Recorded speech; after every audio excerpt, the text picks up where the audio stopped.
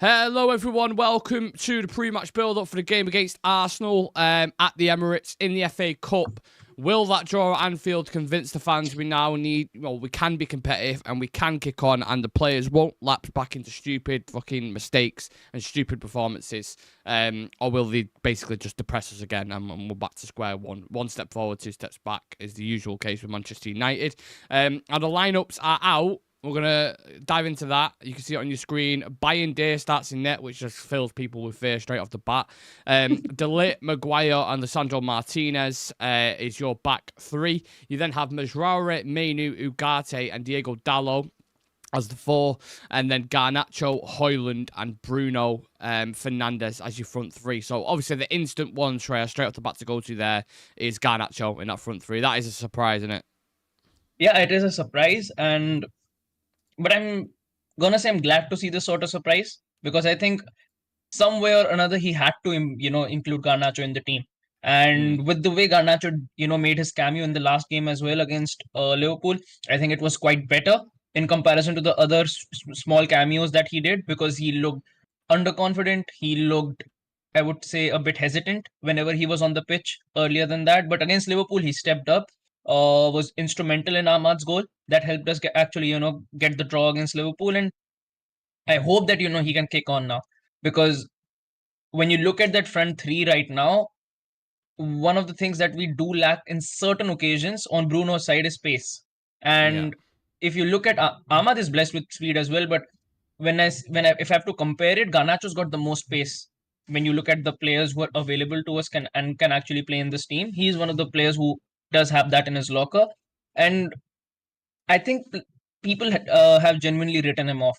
I think people do seem to forget the fact that, since he's made his debut in this Manchester United team, he's accustomed to play in a particular system as an out-and-out winger. And he's still, adapting into this formation. He's still reinventing his, the way he needs to function as an inside 10 in this game. And he's still a youngster. Like, he's only 19 or 20 years old right now.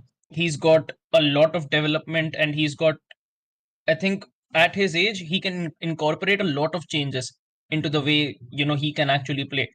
In comparison to certain other players, I would say, who hit 27 or 28, it's more difficult for them to actually readapt to the new formation or a new system. I think Garnacho has got age, on his side, and you can give him time. And he is genuinely one of those players who, in certain moments, can step up for you. So if Amorim can get the best out of him, and if Garnacho can adapt to this system, once again, we save a lot of cash in the next transfer window. So I'm glad to see Garnacho. I was just not sure as to how he'll be incorporated into the team, whether it was going to be for Ahmad or whether Ahmad will be shifted on as a wing back, and then we see Garnacho as in 10. But I had a strong feeling that we'll see Garnacho starting in this one. Yeah, it's a huge game for him, isn't it, Dan? I mean, if you want to prove yourself as a player and tell Ruben Amorim that you need to keep me and you need to start me, a game against Arsenal at the Emirates in the FA Cup away, obviously being at the Emirates, is the one to do it, innit? Yeah, definitely. Then you know that there has been some issues with him, with the manager, but then now, if he has to prove himself, then this is the game for him to prove. And I think what better platform for him to get back into the team. And I personally have, whatever the problems he had with the manager. Personally, I wanted him in this starting lineup because the setup we have. We need pacey wingers, especially the ones like the Ahmad. I was convinced because he do all the defending also as well as more involved in attack as well. So that's kind of the same intensity I wanted to see from the left side, so that I can see some kind of glimpses on from Garnacho. But definitely. But compared to the previous game, I think when we were discussing about the previous game before the match, we were thinking like we were concerned about how those chances will be created from the left hand side. But then when the game started, when the game went on, the most of the chances were created on the left side. So that's where Bruno was more crucial. But in today's game, I think Bruno will be playing more towards the right hand side. But with Garnacho on the left, I think it's going to be a different game today. So, but good to have a pacey wingers in the team. That's what I want to see in this setup and how it works out. Do you think it'll be a similar performance to the Premier League one, Shreyas, in terms of, do you think it'll be pretty pragmatic and trying to stuff it out, or do you think United might go for it here? I think if you look at the game against Liverpool as well, we weren't really that pragmatic. We were trying to actually, match them foot for foot. This is the first time I've seen us maintain like 47 to 48% possession against Liverpool in quite some time in a Premier League or a cup fixture, because whenever we usually play against these teams, we tend to play on the back foot and let them do their thing, let them aggress, and then, try and hit them on the counter. But against Liverpool and even against City, I saw a different approach, which was very likable to see. It was something that I wasn't really expecting from a mid-season in a very struggling side to actually, try and outclass and outplay these teams, and teams who have got more quality, teams who have got much more depth, in comparison to this Manchester United team. So it is a, very, it is a very good thing to see. It is a very different thing to see. And I think against Arsenal as well, the last time we played, I think it was a very evenly matched game. Both of the teams struggled when it came to moving the ball into the final third, when it came to having those sort of, I would say, moments when it comes to progressing the ball and actually be able to create chances around the box. It was just the two corners where I would say Arsenal were just a bit better than us, but apart from that, it was a very evenly matched game. So today, I think today I expect a similar play style as to the way we played against Liverpool. How it turns out is a separate thing. But if we can even have a positive showing against a team like Arsenal, I think it will go a very long distance in in consideration to our run in the Europa League, in consideration to our positioning in the league right now as well. I think this game is very important because you don't want to go into this game and get completely outplayed and lose 2 or 3-0. Yeah, I agree. What's the feeling from yourself, Dan? Because I know there's a lot of people who, I mean, Andy's just said at the chat there, both attacks are awful. So it is a bit, it feels like it could be a little bit stale, but then like you're not as worried as we was going into the Anfield game, but then we got a result at Anfield, but then December has been, we got like 5 losses, one of the worst form ever since 1970. So is it kind of a sense of that? Do we trust these players now for you? To be honest, I cannot trust these players until we get kind of 5 to 10 wins in a row. So that's why, because we have been kind of in a roller coaster ride for long.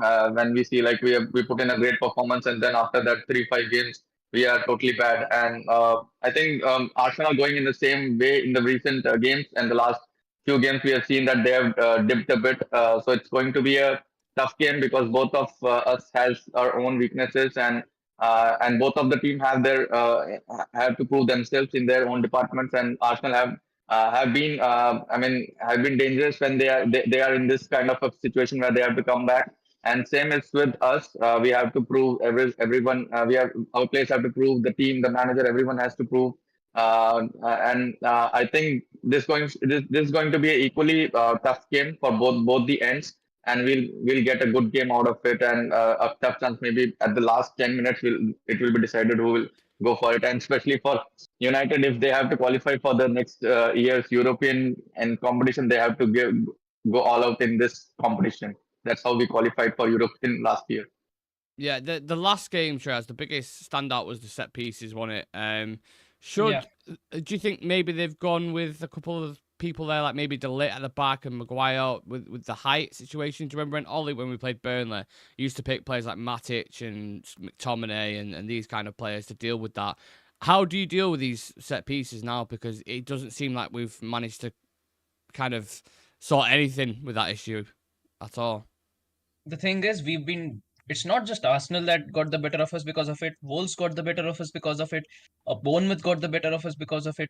And there are, a lot of occasions where I can say that, however we try to defend off set pieces, it's not working.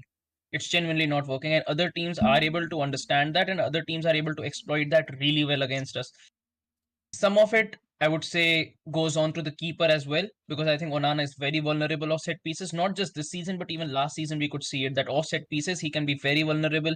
I think in certain occasions, our defenders and our players inside the box do tend to actually fall asleep whenever they are in those sort of situations. So I think as a collective, they are not at the mark when it comes to defending off set pieces. On the other hand, when it comes to scoring off set pieces, I think we've been much better in comparison to previous seasons. That area we have genuinely improved a lot in, but defending wise, I think there are still a lot of gray areas. I think having De Ligt back in is a big boost. I think having Maguire back in is a big boost as well, because you have got those sort of figures who are dominant in the air and can actually, pose more troubles. And I remember that, in the last game against Arsenal, they had like 18 corners or something, and we had not even a single corner. So I'm sure Amorim has worked his way out, in comparison to the previous game. I'm sure he's, been able to see what were the areas where Arsenal were able to get the better of us. And hopefully, we don't repeat the same mistake and do, actually come up against Arsenal in a similar way like Newcastle did. Yeah, fingers crossed. Fingers crossed. It's a high pressure game, or at least it feels like a high pressure game, Dan. But having said that, I think there's huge pressure on Arteta at the moment because they've just gone out to Newcastle in the Carabao Cup, right? There's a lot of fans that are starting to kind of change their direction of wind about him as a manager and maybe looking at alternative options. If we knock them out, given the form that we've been in over the course of December, there's massive pressure on him, isn't there? Definitely, because we have seen this has been a trend for Arsenal for the few, God knows how many seasons. Like they perform really well at the first half of the season, and then suddenly something happens and they just become clowns and just everybody just drops down. And it's like a whole team, like everybody just becomes flop. It's not one or two players, but the whole team becomes flop. And this has been a trend for long, so that's in their traits. So we love to see that. But yeah, it's a huge pressure on Arteta as well because till how long will he go without I mean kind of a major trophy list, and till when the Arsenal fans will have their faith on them and Arsenal board will have the faith on him. But yeah, kudos to him that he has done a very great job to bring Arsenal to a kind of a consistent level. So they are consistently like at the top four position, but it's like they're not just getting the silverware. So that's the problem with them. But yeah, I can see that since it's a high pressure game, and I have said it many times, like I am more confident when we are in high pressure. So that's where United perform well, especially against the big teams. So I'm more confident in playing against the top four than playing against the bottom teams. So that's how we have been in the past few years. So I'm a bit confident. At least we'll get something out of it. Something it's like do or die. So I think definitely we'll get a big hand on this. And the big boost is that Saka is not in the team. So that's one of the Yeah. big boosts. Who has been like always, he has been a great threat against us. So that's a big boost for us. Yeah, absolutely. There's a couple other players out for him as well, which we'll get onto in a moment. Random guy who's been a member for 7 months and has also just put super chat in. Thank you very much for that. He's saying it's going to be an exciting game. We have a good bench. If we defend the corners, I fancy our chances. This game is more important for Arteta than it is Amorim. Andy Williams saying, I'm surprised Højlund is playing. I mean, I wasn't going to speak about Højlund specifically next, but I mean, it might as well because Andy's brought him up there. He's not having the best of times at the moment, is he, Shreyas? He seems to be struggling a little bit. Yeah, I think in the last game against Liverpool as well, I think he had two very good opportunities to get on the score sheet. I think he's also one of those players alongside Garnacho who's trying to adapt to the system, who's trying to actually understand how he needs to, play along, inside that box, how he needs to redirect his run whenever we are off the ball and on the ball. I've seen glimpses from him in this system as well, where I've gone and said that, this is something that he can build on. This is something that we genuinely need from him. But I think it will still take him some time. I think the pressure is a bit too much for him to handle at certain occasions as well, because he's still a youngster. He's still trying to diversify his game and actually, prove to be effective in this sort of a setup under Amorim. So it will take him some time. And I think people expect him to have like 25 or 30 goal seasons. He's not there yet. He's genuinely very young. It will take him I think it will still take him a good 2 to 3 seasons to get to that level where, you can start banking on him week in and week out. Right now, I think he's in desperate need of a mentor who can actually get him, who he can actually learn off from. I think we need that sort of experience figure in that attack who can knit this attack together. I think the price tag as well never helps, does it, Dan? Because I'm already seeing people comparing it like Newcastle spent 60 million on Isaac and we spent 70 million on Højlund, and you look at the difference, it's absolutely night and day. So again, that falls down to the recruitment paying the prices that they have been doing. That's been a problem with us. I mean, while signing a players before this board, I mean, prior to this board, and we have always overpaid players, and we are unable to get the the respective performance out of those players according to the price tag. And similar has been the expectation with Hoyland. With the price tag, people have put their expectation like he'll be scoring kind of 20 goals per season, 20 plus goals per season, and considering his age and the development, but on his side as well, we can see that in the last 2 years the system has changed. Previously, he was playing in a different formation. Now he's playing in a different formation. Also, Premier League is a different beast, and which is more physical compared to any other league. So where the strikers are have to be more strong and more. I mean, kind of the positioning is key, and that has been a negative as per what I can see in Hoyland's playing is that like whenever the we have the ball and we are in the attack, he is not there in the right position at the right time. And many times in the recent weeks, we have seen that the wingers plays a grounded pass towards the goal, and there is no one to just tuck in the just for a tap in. So that's where it all depends on, because all the strikers you see there, they don't score the brilliant goals. They just they are in the right place at the right time. So that's what is needed from a striker in a Premier League. But yeah, with that very young age, the burden is high, and he has to lift it up. Maybe somebody we need, as Shreyas mentioned, like when Cavani was there, he was kind of playing a mentor role, and we need that kind of a striker just to help him out. I think Xerxes for a team is good, but for individual players, I don't think Xerxes will be able to do that job. But he himself is kind of a younger than the expected players. But on the other side, I can see like I want to see Hoyland to be kind of playing more ahead, more forward line. Just I don't want him to drop back and just receive the ball, because you know that with the system, you're already playing with a less number of players up front. So definitely when you drop back, there won't be any players in the box to just receive and just tap in the ball. So that's where, and he has been very poor in controlling the ball. So that is one of his the negative points I could see from his recent players, that whenever that, and this has been a kind of again and again I can see this particular move, that our defense from our defenders just plays the ball, and Hoyland is just standing and receiving the ball, and he just loses the ball. So that has been a trend again and again. So that thing has to be stopped, and just play the ground ball and and your striker should be the last one to score. Last touch should be from the strikers, and we have hardly seen that happening this season. So maybe there have been some moments, but then Hoyland has not be able to score them. But yeah, he has the capability. We have seen that he has the potential, but it's all about the consistency. And hope Amorim would be able to deal with him well and maybe able to groom him well in that position. I feel conflicted because I feel like when I watch him, I've seen finishes like Galatasaray, for example, where he carries it from the halfway line and he dinks it over the keeper, and I'm like, that's pretty good. I see the right-footed finish outside the box. I think it was against Aston Villa or West Ham. I can't remember. It was a team that played in claret and blue anyway, and he absolutely bombed it. I've seen like a rifle of a finish on his left foot. You guys will know what I'm talking. I can't remember what game it was, but he absolutely was it Spurs where he rocketed it in the top, like the roof of the net. And I've seen bits like that, and I'm like, oh, there is something there. There's a raw product, I think, that you can work with, that you can use. But it's his all-around aspects of the game, kind of what you was talking about there. His first touch is awful. Absolutely awful. He can't bring it into play. He can't bring others into play. He struggles against like the likes of Van Dijk and Kanate and Big Sleeber, and Gabriel's another one who he's famously always struggled against as well. So in order to get to that next level, he needs to do that. If you look at his goals this season, he's scored 2 goals. That's it. He's down near Adam Armstrong for Southampton. He's down near these kind of players where it's like one of the worst strikers in the league. And I know he's young, and I know he's got a lot to learn.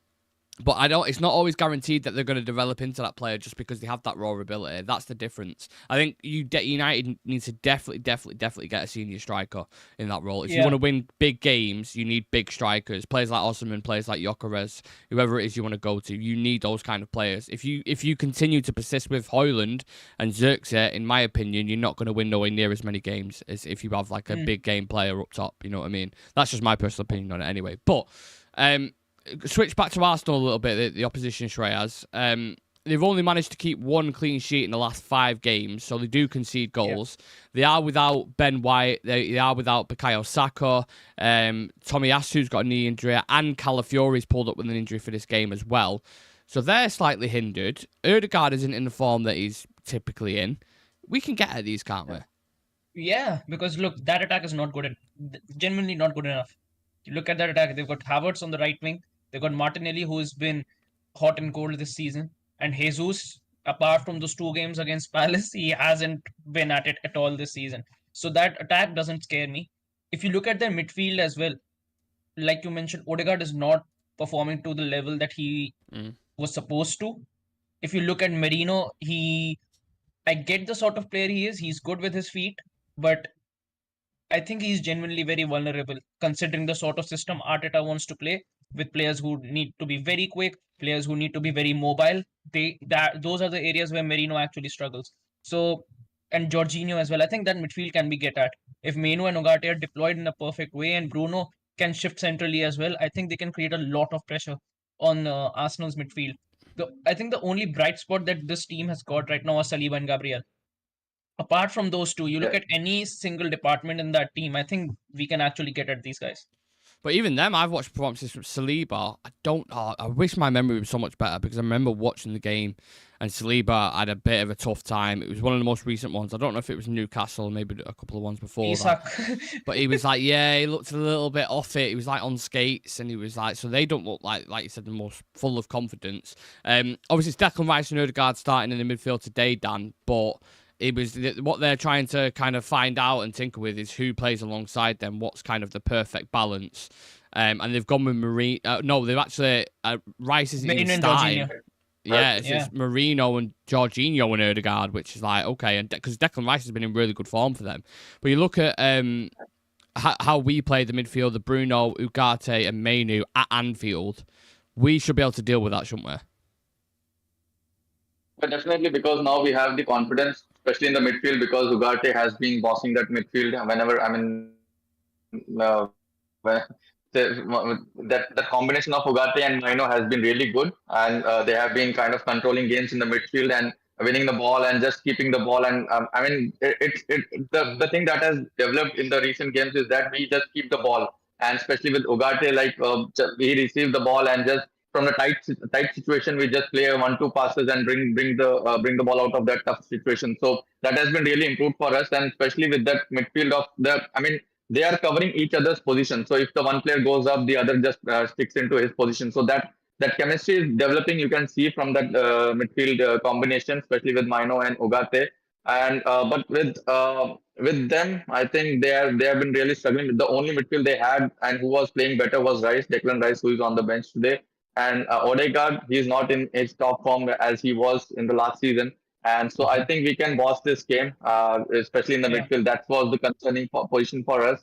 And now with this the Liverpool game, I think that will be a huge boost especially for the midfielders. And Ugarte, my man, that kind of the player we wanted from ages, and now we have him. And especially with the Mino, we are lucky that the player coming from the youth system, Mino, then these guys are just made for each other.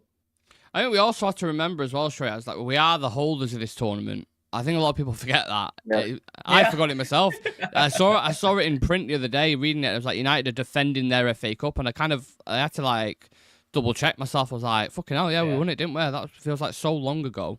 Although it was only 5 months where we beat City in the final. So we have to remember we're defending this. We can't just lay on our backs and let them out. You need to really make it 50-50, scrappy as well.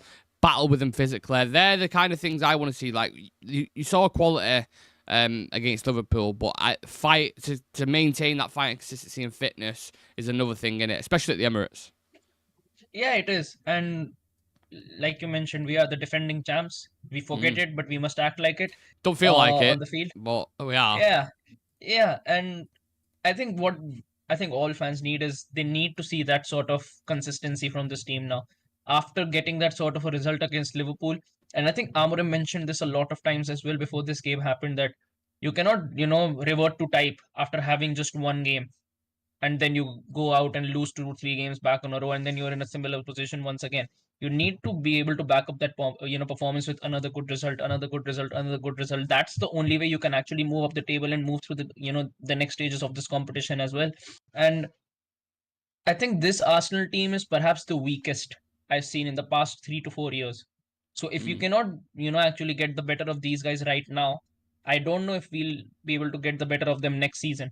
Because I'm sure that, by the time next season kicks in, they're going to make some big adjustments to this team. Because even they know that, they're right now they're nowhere near good enough to challenge Liverpool or some other teams in the Champions League as well.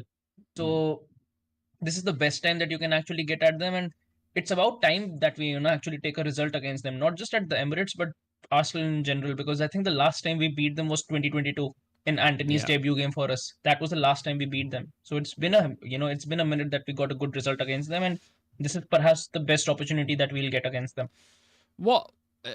We're in a bit of a weird paradox, aren't we, Dan? If we beat Arsenal today, I'm almost like I don't know genuinely what to expect at all for the rest of the season. I don't know what's going to happen, because how can we be so bad in December, or lose 3-0 to Bournemouth pretty convincingly, lose all these games, and then you beat City at the Etihad, you beat Liverpool at Anfield, or we draw with Liverpool at Anfield, almost beat them, Yeah. almost, very close if Maguire had his shooting boots on, and then you get a result at the Emirates. It's weird, that, isn't it? Considering how we've been. Like, does that not just epitomise everything about what United are at the moment?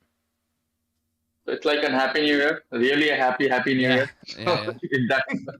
So it We're still just shows unbeaten this year. yeah, we are still unbeaten. So it's all about the progression. If you see that it's not just luck, all about luck, but you can see that bits and pieces here and there. The players are improving, the game style is improving, the positioning is improving, the passing is improving, which was never there before, and the players are gelling well with each other. So those things are really improving, and continuously, if this game we win, then definitely I can get some confidence that yes, we are improving as a whole team. So that's what we need to see in this game. And also, just to mention about one thing, is that one of the things that I have seen in the last game, especially, is that our center backs have been going up when we are in attack. So that was that thing I haven't seen in the long time before. You have seen in the last game that Maguire was there whenever we are attacking. Sometimes Maguire was there for a header whenever there is a cross from a winger.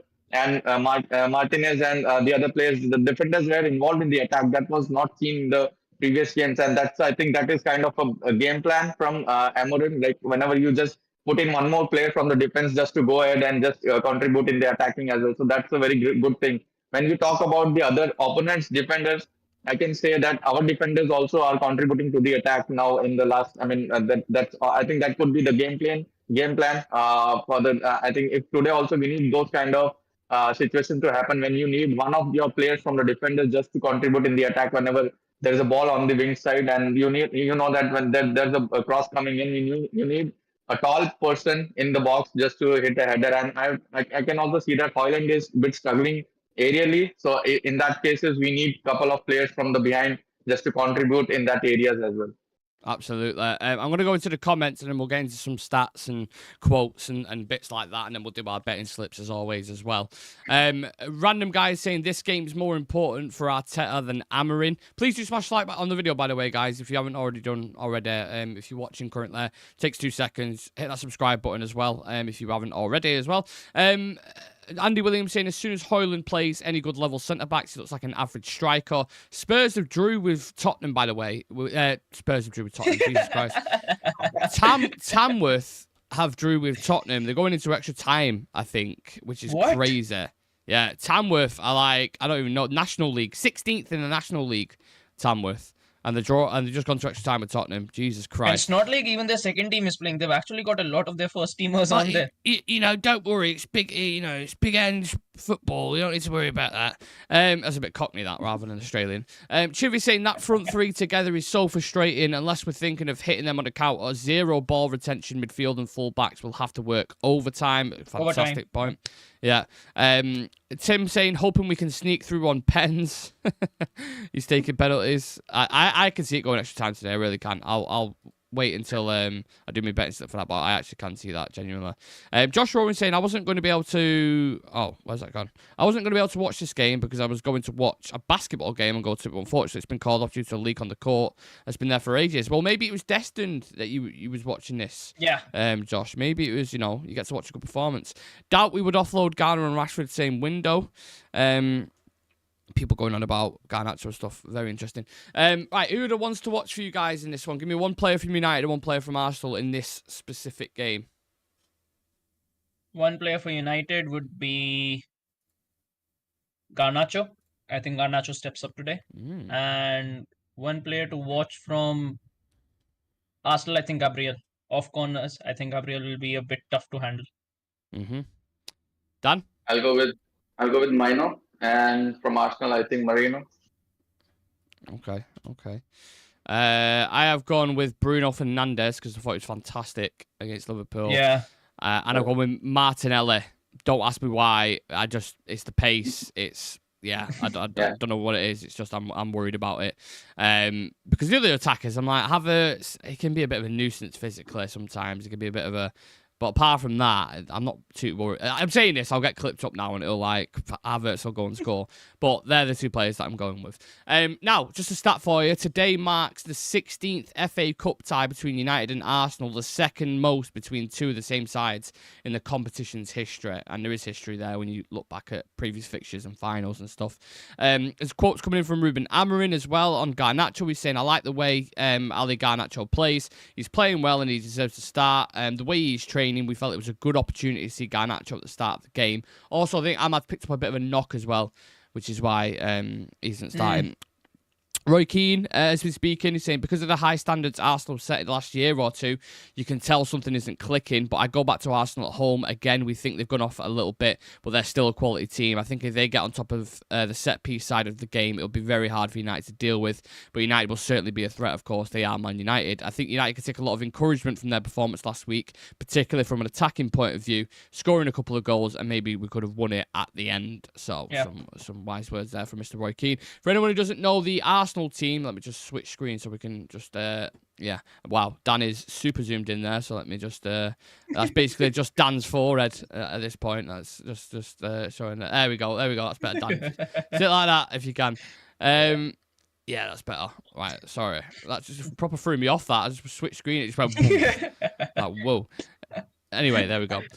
So Arsenal's team, they've got David Raya in net. They've got Timber, Saliba, Gabriel, and Luis Skelly, the youngster at left back who's been impressing. They've got Jorginho, Ødegaard, and Marino in the midfield, and then Jesus, Havertz, and Martinelli.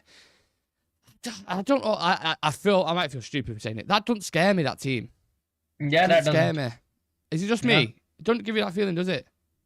No, not genuinely. No.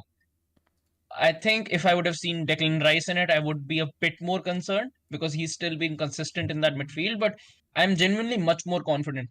If I have to compare their midfield to ours, I think our midfield has been forming much, much better in comparison to the players that that they've got starting today. So I'm a bit more confident. I think this team is nowhere near to the quality of Liverpool, and Ugarte and Menu did I think they had a brilliant game against the likes of McAllister, against the likes of Curtis Jones and Gravenberch. So I think coming up against Jorginho and Merino, I think they'll do even better. Yeah. Dan, what do you reckon? Because it's you look at the last 5 fixtures: 4 wins, 1 loss against Newcastle, 10 goals scored, 5 goals conceded. It's not like we should be in panic stations, should it? To be honest, like with their couple of players out and who are the main threats, I would say in this game, especially, I think I'm more concerned about the set pieces. If we can control and if we can defend them, then I think we are good for this game to win this game. Yeah. If just a question to both of you: if Arteta doesn't win anything this year, should he go? No, he won't go. I'm saying should. If you was a fan, put yourself in Arsenal. I know it's hard because none of us want to do it, but if you was to put yourself in in Arsenal fans' shoes, would you want him gone or would you stick with him? Stick with him. This is the best that can get. They can get. They're never winning any. They're genuinely never gonna win any trophies. If they switch managers, they can kiss top 4 goodbye as well. So this is the best that they can get.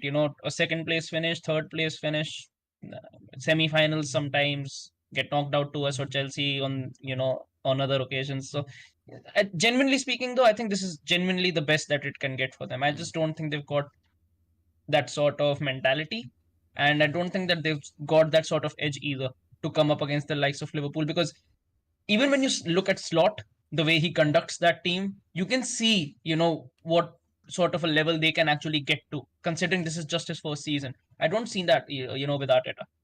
It's weird, isn't it, because like during our kind of banter period where we've been up and down and it's been left, right, centre everywhere, We've been more successful. We've still been more successful during Arteta's time.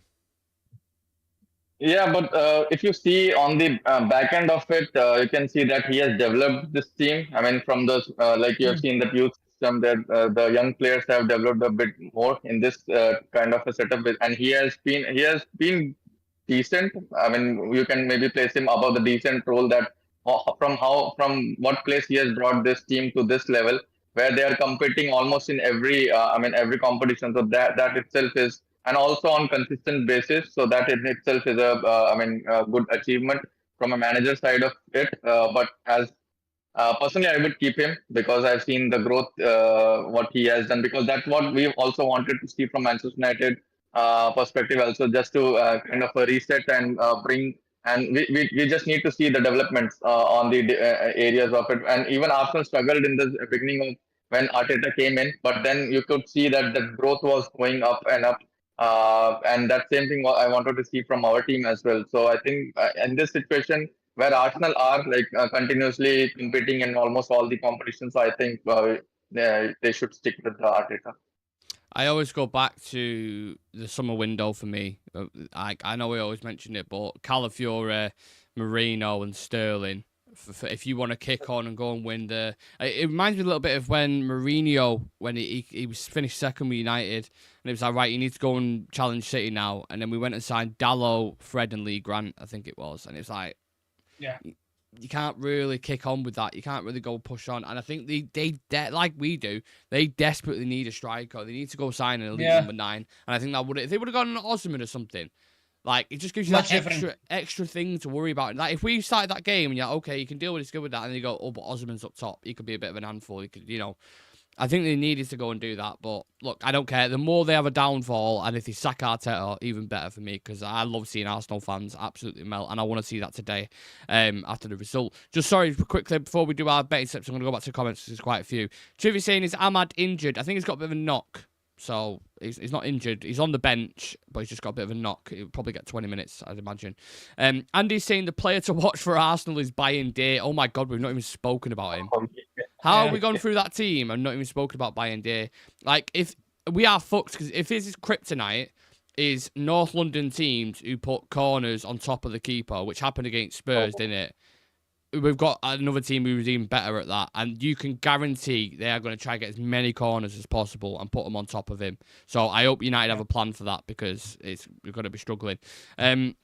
My Damn United, hi all, congrats on the 10k to all Real Reds talk, really well deserved. Thank you very much, My Damn United, and it's because of people like yourself why we keep doing these shows, so we appreciate you, brother. Tim99 gifted 1 Real Reds talk membership as well, thank you very much for that. Members videos are returning, so don't worry about that. Are any members in the chat?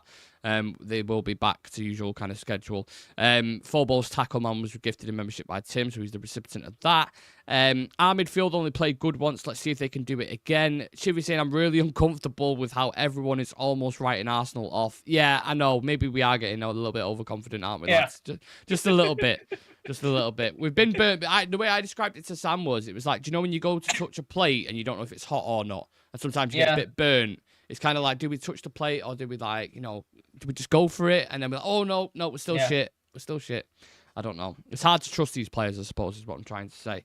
My Damn United, as for today, if it wasn't for pride as holders, I'd be saying my priorities would be elsewhere. I don't want to get relegated. Win the Europa League to set us up well for next season really bites. Tottenham have just brought on Kulusevski and Son against Tamworth. That is nuts. That is absolutely crazy. Right, lads. I think we've covered nearly pretty much every blade of grass there. Give me your betting slips. 4 things you see happening in this game. Dan, you kick us off today. 1 free kick goal. And Ugarte yellow card. and a beautiful assist by Bruno Fernandes. And Martinelli, yellow card. Martinelli, yellow card, did you say? Yeah, yeah. Okay. You can Might see. get in a bit of I a can scrap. see.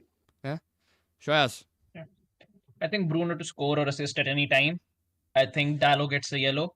Arteta to blame the football again for losing to us at the end of the game. And I know what they're going to do. Once They've got an FA Cup football. What's going on? It's not a Premier League ball. yeah, What are they ever going to do? yeah, and I think Maguire scores today. Barry Maguire, you think? It's going to Yeah. have to be a corner We score then, of the right? set piece. Yeah, we score of the Oh, set piece wow. this time.